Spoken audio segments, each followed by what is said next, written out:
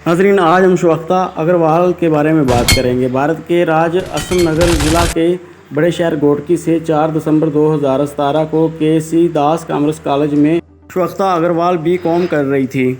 आज उसका पेपर था और वो अपना पेपर दे के 11 बजे तक घर वापस आ जाया करती थी।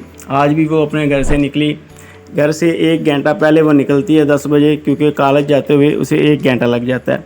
वहाँ पे जाती है, अपना पेपर वगैरह दे के 11 से 12 बजे घर वापस आ जाती। लेकिन नाज़रीन ग्रामी, आज 1 बज गया, श्वेता अग्रवाल घर वापस ना आई। उसके बाद 2-2:30 का टाइम हुआ तो माँ परेशान हो गई। परेशान होने के बाद उसने पिता को कॉल की कि श्वेता घर नहीं आई। पिता ने जब उसका फ़ोन किया तो पहले तो बेल जा रही थी, शाम 4-5 बजे तक बेल जाती रही। शाम 4-5 बजे के बाद नंबर बंद हो गया। सब लोग परेशान हो गए। श्वेता के घर वालों ने पुलिस को इत्तला की कि ऐसे ऐसे हमारी बेटी पेपर देने गई थी लेकिन वापस नहीं आई। पुलिस वाले कॉलेज जाते हैं, पता करते हैं, पता चलता है जी वो तो कॉलेज से चली गई।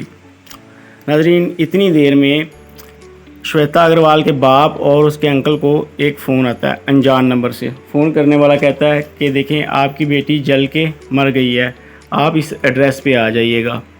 घोटकी शहर के शशिपुरा टाउन में एक घर में एक मैयत पड़ी हुई है। नाज़रीन ग्रामी, श्वेता अग्रवाल के घर वाले जल्दी जल्दी उस एड्रेस पे जाते हैं। वहाँ पे जाके पता चलता है कि वहाँ पे एक सिंगल नाम की फैमिली रहती है जो कि किराएदार है।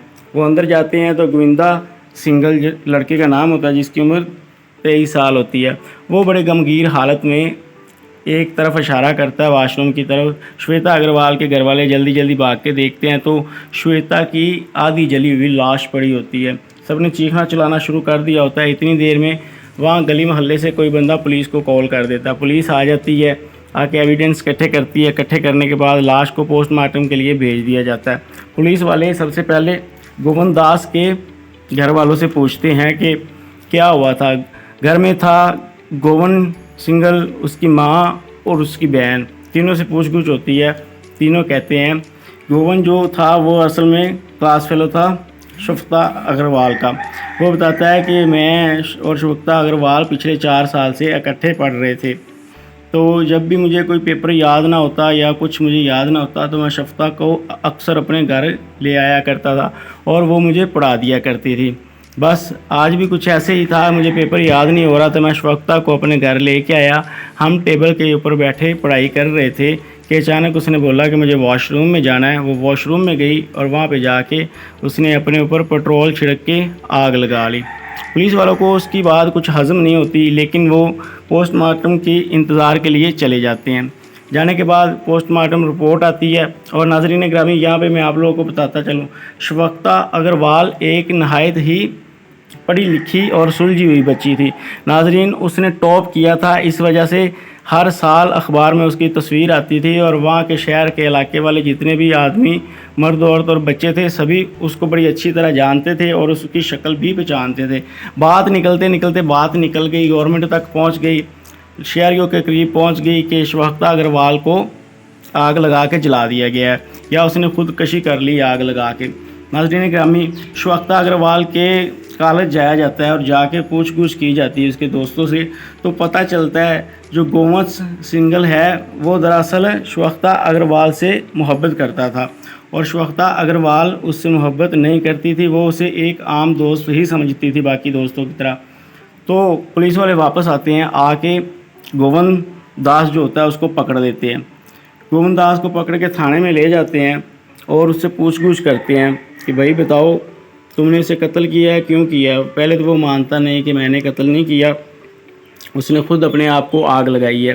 पुलिस वाले जब उसके सामने सारे एविडेंस रखते हैं, उसका कॉल हिस्ट्री रखते हैं कि भाई देखो तुम ऐसे कॉल करते रहे हो, और श्वेता अग्रवाल के बैग के अंदर से एक पर्ची मिलती है जहाँ पे लिखा होता है कि अगर तूने मेरा प्रपोज़ल एक्सेप्ट ना किया तो बड़ी पछताओगी। तो वो उसके सामने वो भी सबूत रखते हैं और गोविंद दास से उसका रजिस्टर मंगवाते हैं और उसकी रेटिंग भी मैच करते हैं, वो भी मैच हो जाती है, सारा कुछ सामने आ जाता है। और एक शादी भी आता है उसी मोहल्ले का, जो कि नाई की दुकान होती है उसकी, मोहल्ले के एक नुक्कड़ में उसकी दुकान होती है। वो भी आगे शहादत देता है कि मैंने गोविंद दास को देखा कि उसने अपनी बाइक के पीछे एक बोरी बांध रखी है जिससे कुछ लाल कलर का टपक रहा था। तो मैंने पूछा भाई कि ये तुम क्या लेके जा रहे हो, तो इसने मुझे बोला कि मैं अपने अब्बा की गोदाम में जा रहा हूँ अगरबत्ती का सामान लेके। उसके अब्बा का अगरबत्ती का काम था, लिहाजा वो नाई कहता है कि मैंने बोला ठीक है। ये चला गया, कुछ देर बाद ये वापस आया और बोरी फिर इसके बंधी हुई थी।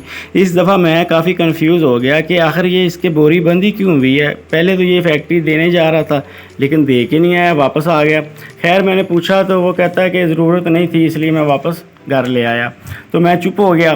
पुलिस वालों ने जब ये सारे खुलासे किए गोविंद दास के सामने, तो गोविंद दास को लगा कि अब मैं पकड़ा गया हूँ, तो लिहाजा उसने बताना शुरू किया। सीन कुछ यूँ था कि 4 साल पहले जब शफ़्ता अग्रवाल ने कॉलेज में दाखिला लिया तो ये भी उसी कॉलेज में पढ़ता था। अब इसको शफ़्ता अग्रवाल से मोहब्बत हो जाती है।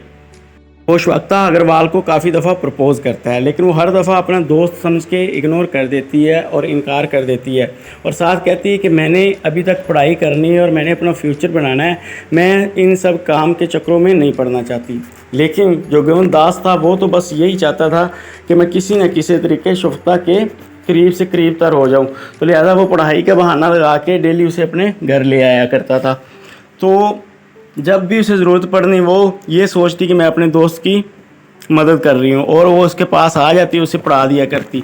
उस दिन भी कुछ यूँ हुआ कि पेपर दे के जब वो बाहर निकलने लगी तो गोविंद दास ने बोला कि तुम मेरे साथ आ जाओ, मुझे इस सब्जेक्ट की समझ नहीं आ रही, सुबह मेरा पेपर है, तो लिहाजा तुम मुझे समझा दो, तुम्हारी बड़ी मेहरबानी होगी।